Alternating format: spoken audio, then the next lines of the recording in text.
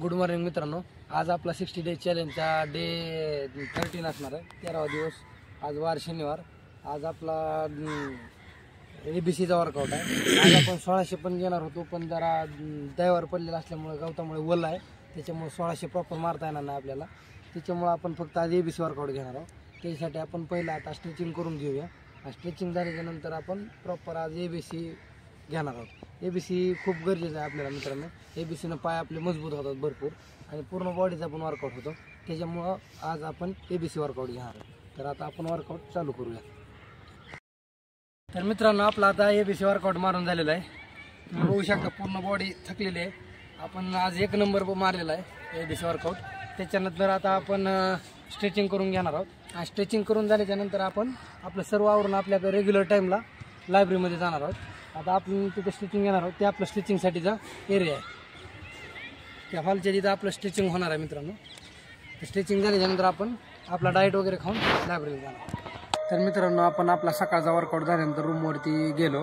त्याच्यानंतर आपला रोजच्या शेड्यूलप्रमाणे आपण आपला डाएट घेतला होता। डाएट घेतल्याच्यानंतर आपण आपलं सर्व आवरून लायब्ररीमध्ये गेलो। 1 तास 1.5 तास आपण सकाळच्या सेशनमध्ये मराठीचा अभ्यास केला। त्याच्यानंतर आज मला जरा थोडंसं काम असल्यामुळे गावाकडे जावं लागणार होतं, त्याच्यामुळे मी माझं सर्व आवरून गावाकडे गेलो आज।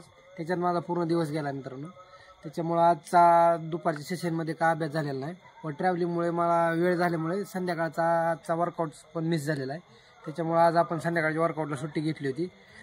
त्याच्यामुळे आपण सकाळच्या मॉर्निंगचा वर्कआउट जो होता तो हार्ड वर्कआउट घेतला होता मित्रांनो एबीसीमध्ये। आणि त्याच्यानंतर 400च्या 1-2 स्प्रिंटा घेतल्या होत्या।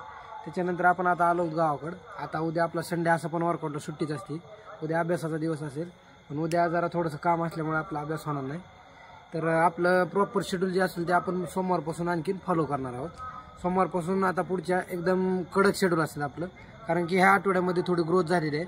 आता थोडे दिवस राहिलेले आहेत, त्याच्यामुळे पुढच्या आठवड्यात आणखीन टाईट शेड्यूल बनवणार आपण, आणि आपला वर्कआउट पण जरा वाढवणार आहोत। आणि आपण आता अभ्यासाची पण थोडं चॅप्टर वगैरे पहिले जे जाईल आपण ते चेंज करून आपण दुसरे नवीन घेणार आहोत।